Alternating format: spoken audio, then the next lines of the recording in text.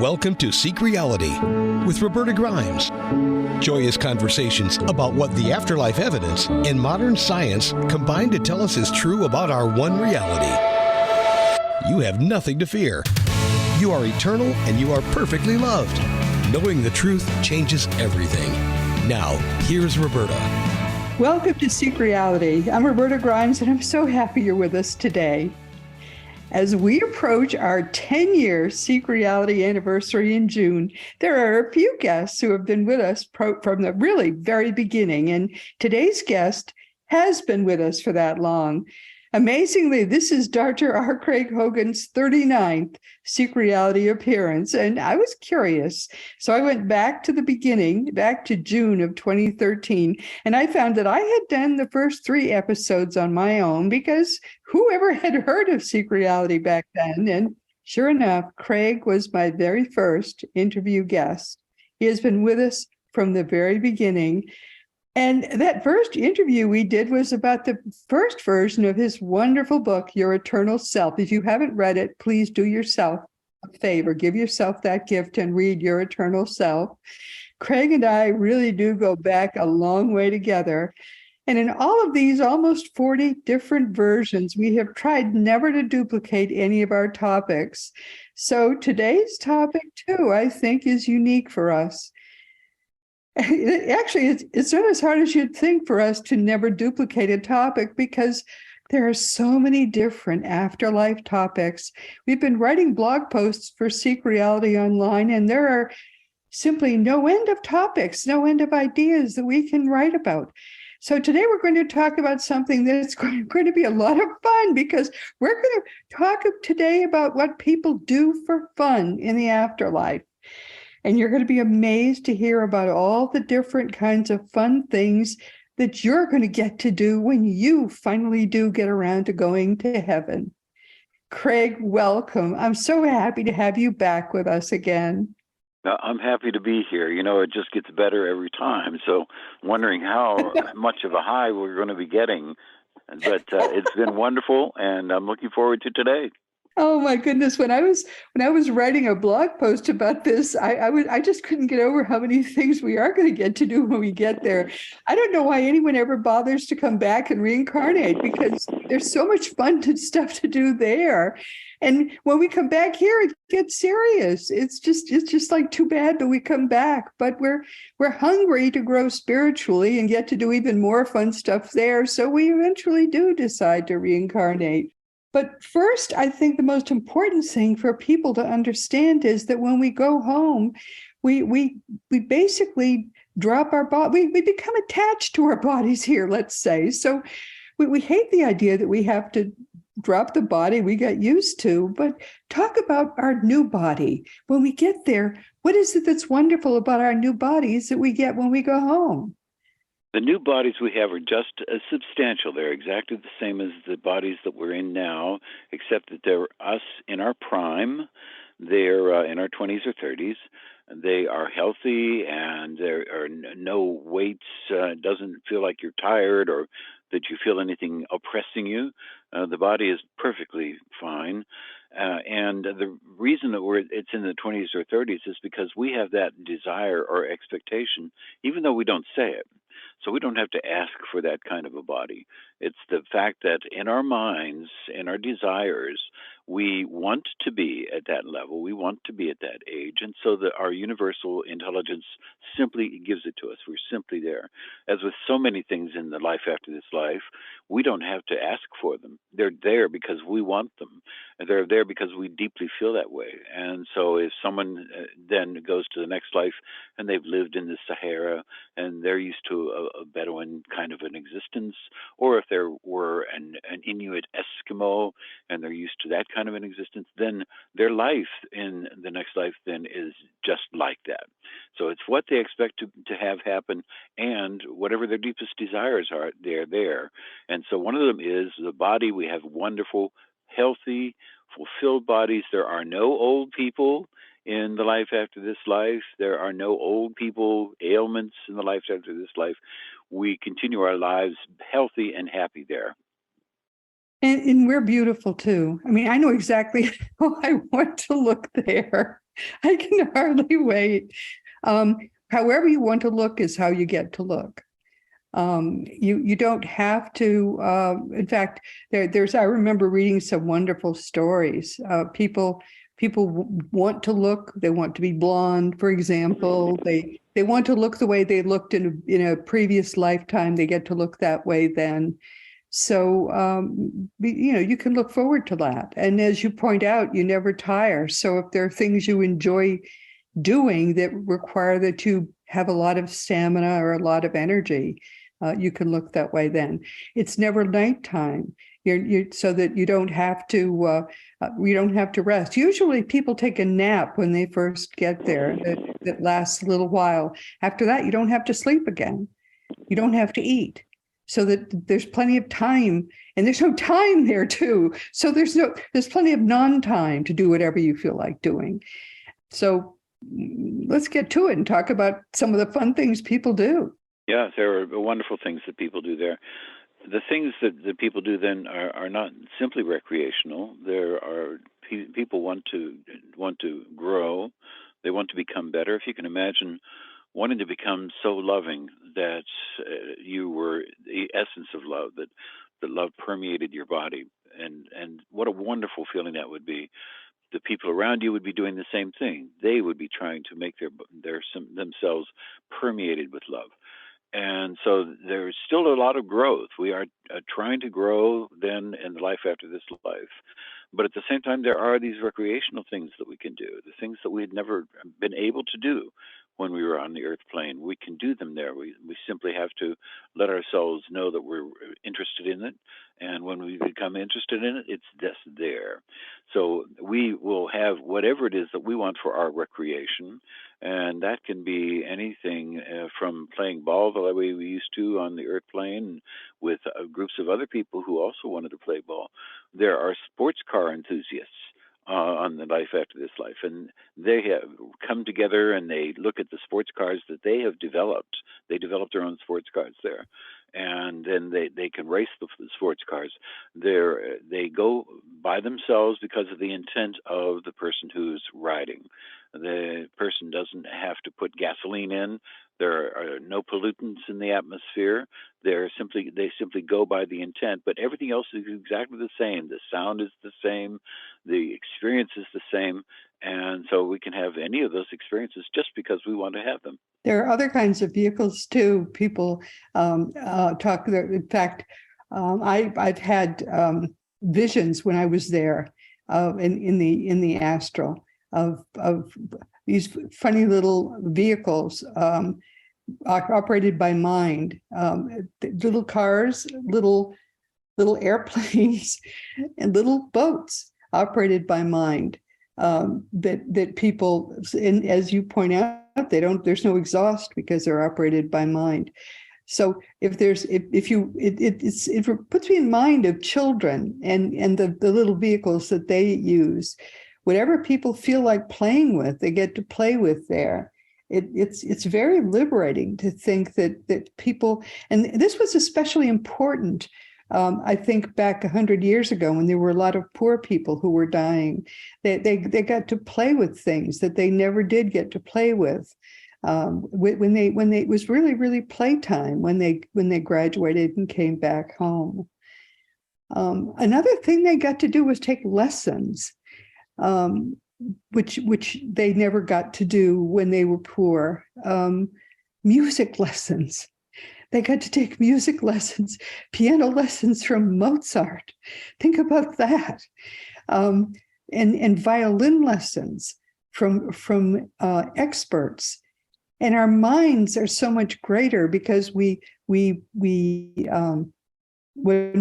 first get back home, we reunite with most of our mind, which we had left behind. As you point out, we have grown so much when we first get home that we're more advanced spiritually, but it also means that we've learned more, and we have an opportunity then to learn more when we get back home as well. But sometimes we're using that to learn things when we get there and learn things from experts.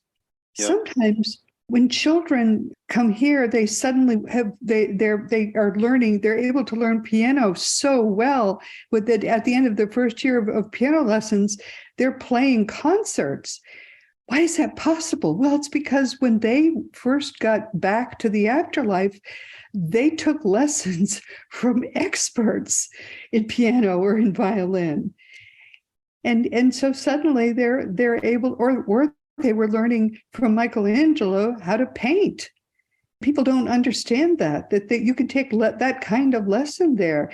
What are some other kinds of lessons that people might be able to take there? Yeah, and they learn more easily, and they also recall more things from the earth plane, so that things that they might have forgotten, and they do remember there. So if they were an artisan of some sort, or they're a performer, many of the things that they had learned on the earth plane, they will remember better and perform better, and then they'll add to them on the next plane of life. And those who were masters of their crafts, such as Mozart, then would continue them. They do continue them on the next plane of life. And then the interesting thing is they say that they search out and they find performers who are still on the earth plane, and they take them under their wing. They make them into apprentices so that they do, through them, continue their music work on the earth plane. And the person then very often is simply not aware of it, just doesn't realize that they're being inspired by Mozart and the other side. Chopin came through in Leslie Flint's seances and described coming through to a woman who he was inspiring, who he was working with and helping her in her performance and in her writing. And he describes, her name was Rosie Greet. And he describes how he did it. He describes spending time with her. When a person on this side of life is a virtuoso, then you can expect that there probably is someone helping them from the life after this life. So what we can do there when we go there, our recreation is not only the kinds of things that we can do there, but it's in this wonderful, exhilarating feeling that we can help somebody on the earth plane to become better at their craft. And so then we each one of us has helpers and people who are interested in us for one reason or another, and they will help us to advance. Scientists are receiving inspiration from the life after this life. Performers are receiving inspiration. And we don't realize that Marie Curie came through in the Leslie Flint seance, and she said she was amazed when she went to the other side that how much she had been inspired, how much of what she had done had been a result of inspiration, because she realized that they told her then how they had helped her along the way in her exploration of radium and radioactivity. And so we are inspired by those people who are living in the life after this life, and they're just loving it. They're just really enjoying it. Wonderful. I mean, if you can imagine how wonderful it is to have a virtuoso, someone whom you're interested in. And it doesn't have to be a virtuoso. It can be simply someone who is better at their craft, or a better bricklayer, or they're a better housewife. And the person on the next plane of life is working with them and helping them. And what an exhilarating feeling to see them succeed, to see what they're doing come to fruition. And we on this side have to take that and realize that that's true, and then be open to the guidance, be open to these hints and prods and probes that will help us as we perform whatever it is that we're doing. If we're open to it, then we'll receive them. So people then on the next plane of life who are performing, for instance, learning to play the piano, they do, as you say, they learn to play it more quickly. It's rather like Groundhog Day, where you just keep coming back to the piano, and you get better and better at it. And as you become better and better at it, then you find that it comes easily to you, and you can enjoy doing the things that you had always wanted to do that you couldn't do when you were on the earth plane. I mean, I've actually seen that. I had a child who was taking lessons, and there was a child in the class who was just took to it so quickly, and it was clear to me, although I couldn't explain it to the teacher, that child had picked it up, before birth. There was just no other explanation for why this child could play piano so well, without any, just suddenly and amazingly. but it is just phenomenal how it happens, going back and forth, life after life. So amazing. Yeah, and then as we do that, as we pick up the skills, as we learn those skills, then we can go on and learn something else if we want to. The entire world is open to us. And it isn't just that everything is just beautiful and wonderful and we have these exciting times every day of our lives. We are growing and we are becoming more the person we wish we could be, to become that person who is so full of love and compassion for other people that the other people respond to it, that we are regarded, and we can grow into that. We can become that. Now, it's possible to become that while we're on the earth plane. Eventually, hopefully humankind will evolve to the point at which we're more loving and compassionate, and everybody is. But as it stands right now, even when we're in the crucible, when there are people who are hostile and violent at the same time as people who are loving, we as individuals then can grow in love and compassion. And then we carry that through into the next life and become even more so there. So everything that we do in this life, we build upon it in the next life to become more of the kind of person that we want to become. Ideally, that wonderful person that we would like to be. We can continue to grow on the next plane of life. Yeah, there's a much more smooth continuum between here and there and here and there and back and forth than we even imagine. We tend to think there's a break, but there is really no break at all. Yeah, there is no veil. The veil doesn't exist. It's only that people have difficulty in understanding the fact that it's seamless. There is no veil. We go on to the next level of life, and it's as though we know that we learn about the stages of life, and we have infancy and childhood, adolescence, young adulthood, maturity, and old age. And there really is another stage of life, and sooner or later, then the schools are going to teach it. The next stage of life is the life in the life after this life, and that has to be another stage of life. It's just seamless. We go into it, and we become more the person we've always wanted to become. And the other thing about it is, it's not only that we have wonderful recreational things to do in the next life. We have a sense of purpose. So many people here on the earth plane have no sense of purpose. They feel like their life is meaningless, they wonder why they're here at all, and many of them are lonely. They just don't have companionship, and there are many deaths that occur because simply of loneliness. In the life after this life, there is no loneliness. People come together. Their houses, many of them don't even have doors on them, but if they have doors, they're never locked. And the people can gather together. They gather together often, and they have camaraderie. And it's just a joyous time because there is a sense of camaraderie with everybody, with a gathering that we have, and nobody feels lonely. And everyone has a sense of purpose. You know what your life is about. You know what you're going towards. And so every day of your life, then you will go towards whatever that goal is that you most earnestly want to have happen in your life. And so the next life then is filled with purpose and with love. And that's part of what makes it so wonderful. It really is. There's a deeply joyous feeling to it all, but it really is playtime. And there's one of the things that we know about is that a lot of people do a lot of exploration. They do a lot of historical exploration and exploration of their personal histories too. There are big libraries where people go to explore their past lives. A lot of people ask me about past lives. Are they going to know more about their own past lives? And yes, you can do that. There are big libraries where you can explore the life review holograms of your past lives and learn more about what those were.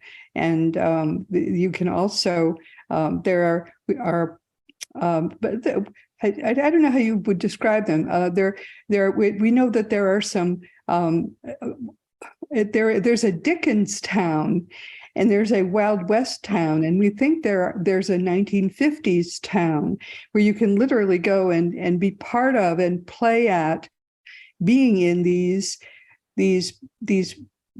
previous places, as if you were, you dress up as and you are part of these towns. It's and as if you were in these towns. Yeah. The That's interesting all. thing about the Dickens, yeah, the characters who are in Dickens books actually have a life there. And the reason they have a life is because there's so many people who have read Dickens that there's a mass consciousness.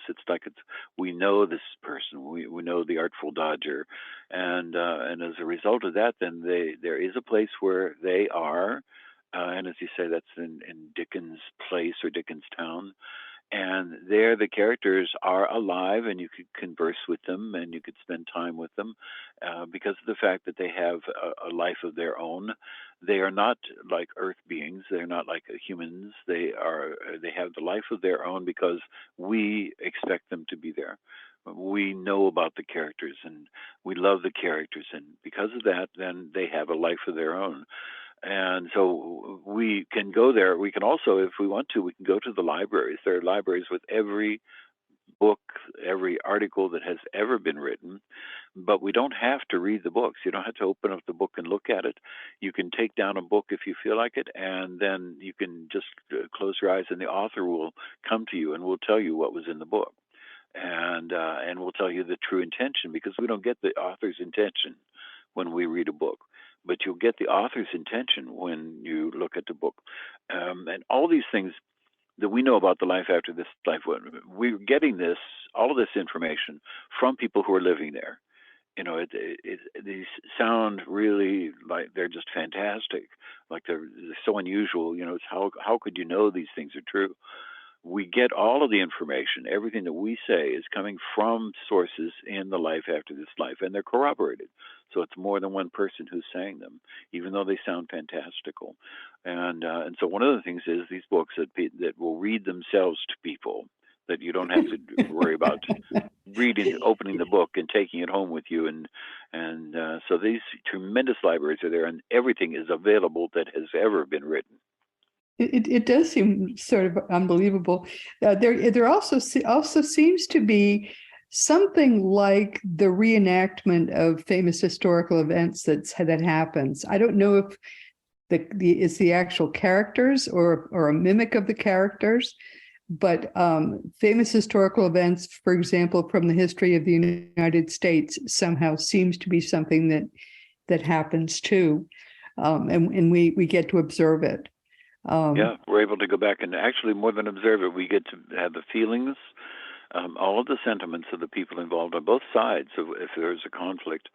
And so we actually feel those feelings. We can go into them. And the reason for that is that it's part of our growth, because the more we understand those people who were adversaries, the more we understand their different points of view, the more we mature, the more we become wise about people and about life. And as a result of that, then we're able to go into these circumstances, explore them, be part of them. We can't actually go into them as though they were on the earth plane. We're not actually going back to those things that are happening on the earth plane. We're actually having a reenactment of them. And in that way, then we can be part of them because it's just a reenactment. But we then will be able to do that. And we'll be able to go back to our own lives and re-experience some things that have happened in our own lives in a reenactment of them. But these reenactments are not cerebral. They're not just intellectual. They are full of visceral emotions. They're everything that we had wanted to experience before or didn't experience in a circumstance. Then we can go back and we can go through that. And so we can have any of the actors or any of the authors from whom we knew can come to us. There's one description of a presentation that was being given, and I think this is in Anthony Borgia's book, Life in the World Unseen. And Martin Luther was going to be coming and speaking to the crowd. And so we can experience having Martin Luther there. Yeah. And it actually was Martin Luther who was speaking to the crowd. Quite amazing. Mm-hmm. My own spirit guide was in one of his lifetimes was Thomas Jefferson. He griped to me that he had people were always seeking him out. For some people on their bucket list when they first got there was actually asking He said everybody who had a previous lifetime as a historical figure was being sought out all the time, and people were asking him questions, and that irritated him tremendously. So I guess there are downsides to having ever been famous because you got sought out all the time. So they come in and do lectures, and the lectures are for vast audiences. So it isn't, a little group of 7 or 8 people who come together. But people do come together as small groups of 7 or 8 people, and they do have speakers who come in. But for somebody like Martin Luther, that would be before a vast crowd. And they have wonderful concerts where huge auditoriums where they have concerts, and the auditoriums very often don't have walls. But the auditoriums, because there's no point. They have no weather. It's always daytime. Right. So it's always ambient temperature, but they still, as you said in your book with Mikey, if they want to have snow, there are places that they have snow. Yes, you can have weather if you want it. Yes. Yeah, you can go to those places where the weather is, and you can go snowboarding the way that Mikey is going snowboarding on the other side, and you can go skiing, and you can have all of those experiences you want to have. All of the environments, all of the environments from the Earth plane are available there if we want to have them. And we don't have to ask for them. We don't have to say, would you arrange to have a little bit of snow for tomorrow? We don't have to do that. It's simply that we want to go snowboarding. And so we just know that we go off to this part of the country. We can travel there. We don't have to travel there, though. All we have to do is intend to be there. So we can say, travel is by mind and is instantaneous, wherever you want to go. That's right. And it's still your body. And people have difficulty understanding that we're not ethereal. We're not wisps of vapor. We still have our very solid bodies just exactly the same way we do on the Earth plane. It's just that when we intend to be somewhere, we find that we are there and our bodies are there too. And it's just amazing how this participate in whatever it is we want to participate in. And that informs us too about this life. So the fact that we know about all of these things and the life after this life, that tells us about this life, about the fact that we are creating this life. We are creators of this life in the same way. We expect things to be in a certain way, and they are that way. If people were not cruel that's a very important point. Yeah. So please say that again, because it's very important people understand that. Say that again, Craig. We are creating our reality. If we didn't want things to be this way, then we wouldn't have to have them this way as humanity. If all of humanity were loving and kind and compassionate, then there would be no diseases. Diseases are not a necessary part of the Earth plane. There would be no conflicts. There would be no violence. Everyone would live together in love, peace, and joy. The fact that we don't do that now is only because of the fact that we're choosing not to. When I say we, I mean all of humanity.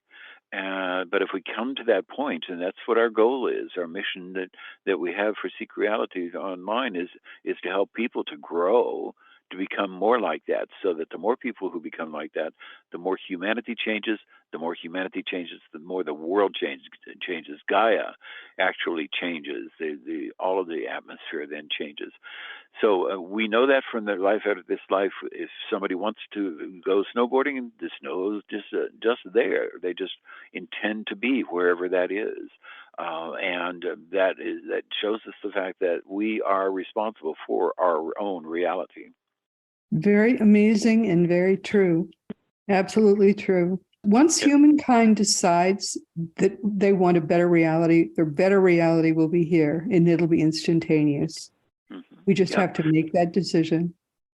Yeah, and there is research to show that that's true, too. There's an effect called the Maharishi effect. And the Maharishi effect was discovered and has been replicated many times now in Israel, in the United States, in other countries. And the Maharishi effect is when a community, a location, has a group of people, a sizable group of people, 1 or 2% of the people, who meditate daily and meditates focusing upon the well-being of the community. There is a notable, discernible decrease in violence, decrease in violent crimes. There's an increase in inventions and other creative sorts of things.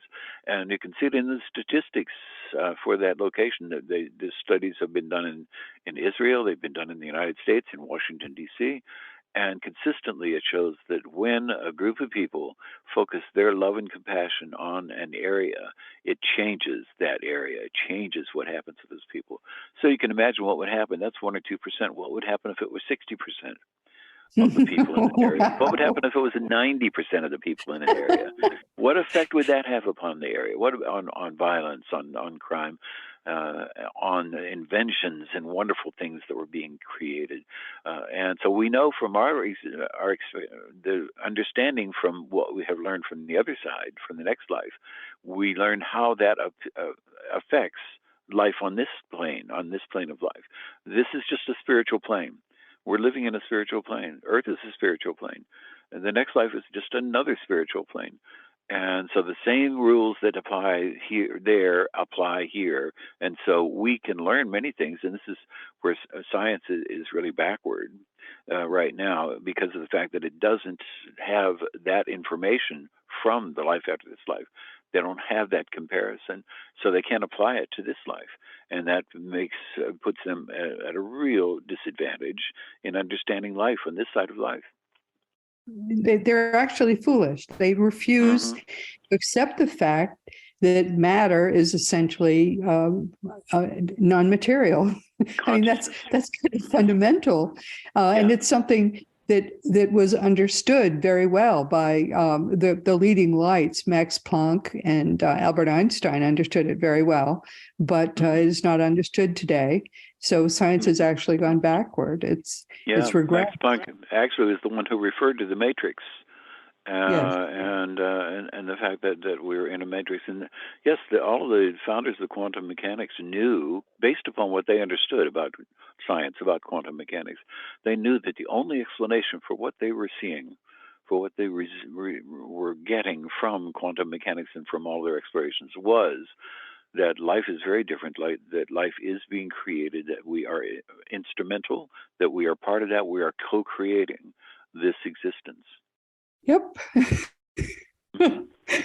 I mean, he essentially, I believe Max Planck understood that he had discovered consciousness, and the consciousness is fundamental. He said we cannot get behind consciousness, and but that's something, and we still have materialist science attempting to discover a source of consciousness inside the human brain and spending wasting $1 billion trying to find that source of consciousness inside the human brain, which is the silliest effort ever made by humankind, and going back to the Stone Age, the silliest effort ever made.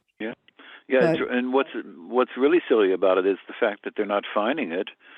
And they keep looking and keep looking, but they're undaunted, and they just keep looking, and the fact that they won't then open their eyes and say, well, maybe we have to accept an alternate reality, maybe we have to look somewhere else for it. It's not, we can't find it in the brain, and so as a result of that, let's look at someplace else. Maybe these guys who are talking from the afterlife, maybe they have the right idea. Maybe they know why we're not finding consciousness in the brain. The brain, two independent researchers, one a computer science and one a neuroscientist, did their research independent of each other. And they discovered that the brain could hold no more than an hour of television at the rate at which the brain receives and uses information and stores information. And so the brain could not have all of that knowledge. Kim Peek, who was the basis for the movie Rain Man, was able to read a book, and he could remember every word in the book. And he had 7,000 books that he recalled. And how could that happen in the brain? Where could that be in the brain? Of course, it's not in the brain. Yeah, and so we know that that's true. They just have to stop looking in the brain to find it, because it's not there. Because it's not there. No, I mean, it's the whole thing is, it would be amusing if it were not so sad, but nonetheless, we press on. And but when we eventually do all go home, and back to our real lives, which is what dying here is. We become alive there again, and there are many more things to do. We haven't even started to talk about travel. The amount of traveling we're able to do is absolutely boggling. The great problem with traveling to get anywhere very far away is the process of travel. But when you can be anywhere you want to be instantaneously, which is what happens once we go home, the possibilities of travel are absolutely boggling. One of the things that I discovered, and I'm sure you did too, in the process of our doing afterlife research, is that we can travel not just in the material universe, but in other realities, other dimensions, and the things that we could see were absolutely unbelievable. There were hints of things that came from in just little hints of things that came in the process of doing afterlife research that were quite delicious and quite amazing, because the bodies we have there are indestructible. You can't. Mikey Morgan tells us that he can snowboard like an Olympian because that body is indestructible. He's not afraid of getting hurt. And also, of course, the snow is not cold, so it's unbelievable the things you can do there. But also, you can go anywhere you want in not just this dimension, but also other dimensions, and explore, because you're not afraid of anything because your body's indestructible. I don't know if you have any tales to tell, but to talk a little bit about travel. We don't really have much time left, actually, in this segment. Yeah. And as you say, we can travel anywhere. We can travel between dimensions. One of the things that happens is that when people then make the transition, then they're with a guide or with their loved ones there, and they may say to themselves suddenly, "Oh my gosh, what about my family? They're back there and I've just left them." And immediately they're transported there. Simply because they have thought of them, simply because they are concerned about them, are immediately transformed to the earth plane. And so people are able to go to the earth plane at any time. They're able to go. People can go to lower level planes. In other words, they can't go to higher level planes unless they are attuned to that level. But they can go to lower level planes anytime they want to. And one of them is to go back to the earth plane, spend time on the earth plane with their loved ones, go to places on the earth plane that they would have liked to have gone before, and they can explore. Most of the time, they don't care about the earth plane anymore, so they won't come back except for their loved ones. Except when their loved ones are thinking about them, they instantly can be there, standing in the midst of them when they're at a celebration, they're at a wedding, they're at a birthday party. And so then travel then to other dimensions includes other worlds. So we're able to go on to other worlds and explore them in the life after this life. The purpose isn't just for recreation. The purpose is because we're learning. We're advancing. We never stop learning. We never stop advancing. We're becoming more of that person whom we ideally want to become once we realize that the entire universe is open to us. And so, as you said, we can travel to any dimension. It's quite amazing, and it's quite exciting. The thing, and you may not remember in detail what you've seen, but you retain the flavor of it. The fact that you've seen other worlds, and it's some people become quite addicted to traveling that way. Mm-hmm. And I mean, I have little, but when I think about it, I can remember little snippets of things I've seen. I look forward to doing more of it when I get home again. Yeah, and people are actually doing that now to some extent. If the out-of-body experiencers, such as Jurgen Ziwi, who go out of body, or Cyrus Kirkpatrick, who go out of body and spend time out of the body, that's a flavor. It's just a semblance of what they're able to do. And they're able to go to other dimensions. They're able to speak to people there. They're able to spend time with them. So even on the earth plane, we know that that's true. But then when we go on to the life after this life, there are no constraints. And we're able to do that as much as we want to. And the purpose of being able to do that is because it becomes an opportunity for us to grow, to continue growing. Wow. If people want to contact you, Craig, what's the easiest way to do that? I really invite people to contact me. You can go on seekreality.com, and you will see the contact there. And if you will send me an email, I certainly would respond to it. But if you can remember, my email is craig@seekreality.com. And I invite you to ask any questions that you would, and I will answer them for you. And what do you want people to take away from our conversation today? Yeah, and I wanted to mention also that you and I then are every Monday night we are online, or we are having Zoom sessions. So every Monday night, and we alternate. Roberta has one Monday, and I have the next Monday, and we're on Zoom sessions where we will answer questions for people. So any member of SeekReality.com is able to get on, and we will answer the questions there. So what I want people to take away from this is that we have every opportunity in the universe available to us. We have no limits. People believe they have limits, and so they act as though they have limits. It's rather like believing that you have an amputated leg. That's what happens when people go into the life after this life. If their leg was amputated when they were on the earth plane, they go through a long period of time in which they still think they have an amputated leg, because it's only because they think that. They just feel that. We feel that we're constrained. We feel that we can't be that person we want to be while we're on the earth plane. The whole universe is open to us, though. And all we have to do is open ourselves to it, go forward, and realizing that that's true, and we can do anything that we want to do. Oh, amen to that. Our eternity is unlimited. We have unlimited time, unlimited space. And frankly, we ourselves as eternal, unlimited, immortal, and ultimately powerful beings are unlimited. And thank you so much, Craig. It's always such a thrill to talk with you. It's been wonderful. I've enjoyed it. And again, we've come to the end of our time. This has been Seek Reality with Roberta Grimes. I'm so happy you could be with us today. Please never forget that you are a powerful, eternal being. You never began, you never will end. And when you really get what that means, it changes everything in your life for the better.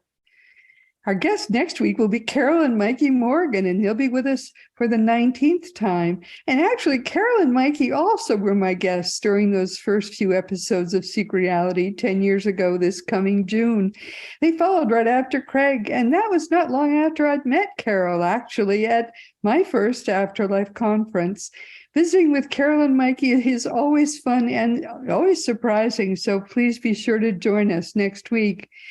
And this week, we've been talking with our wonderful friend, Dr. R. Craig Hogan, who's been with us for the 39th time. And his record is perfect. He always has something different to talk with us about. This time, it's been what some of our, frankly, most fun things to do in our whole lives are. And they happen not when we're here, but when we're there. You have no idea how wonderful it is to be home again, because our horizons expand so much when we don't have to work, we don't have to eat, we don't have to sleep, we don't have to do anything but enrich our lives among the people that we truly love. And there's nothing to fear. Can you imagine? Nothing to fear, nothing to worry about, and the very atmosphere is love all around us. What could be better? It's beautiful there. You're going to have the time of your life when you finally do get to go home. But meanwhile, you've got spiritual growth here. This is where we grow spiritually. We consolidate that growth when we go home. And that's when we really, really do have fun. And meanwhile, speaking of going home, it's time once again to mention the fact that Seek Reality Online is our one-stop shop for everything about learning the most we can while we're here about what it's really like there. Go to Seek Reality Online, seekreality.com, and learn everything you possibly can learn about what it's like once you finally have the opportunity to go home, to learn, to grow spiritually. Seekreality.com is your one-stop shop for everything you possibly can learn about the afterlife. Your reality really is eternal. And as you know, my nonfiction books are Liberating Jesus, My Thomas, The Fun of Dying, The Fun of Staying in Touch, The Fun of Growing Forever, The Fun of Living Together, and The Fun of Loving Jesus, Embracing the Christianity that Jesus taught. For young children, there's The Fun of Meeting Jesus, and you can order all these books through bookstores or on Amazon.com or BarnesandNoble.com, and most of the adult books, except the latest one, are also available as audiobooks. Past episodes of SeekReality.com are available wherever podcasts are found, and many people will just listen through the Seek Reality app you can always find for free wherever free apps are available. And meanwhile, this has been Seek Reality with Roberta Grimes. Please enjoy and make the most of this coming week in our one reality, always knowing, never forgetting that you are a powerful, eternal being. And you in particular, most of all in the entire universe, you are infinitely loved. You've been listening to Seek Reality with Roberta Grimes. Roberta blogs and answers questions at robertagrimes.com. Join us every week as we explore what the afterlife evidence and modern science combine to tell us is true about the one reality we all share. Knowing the truth changes everything.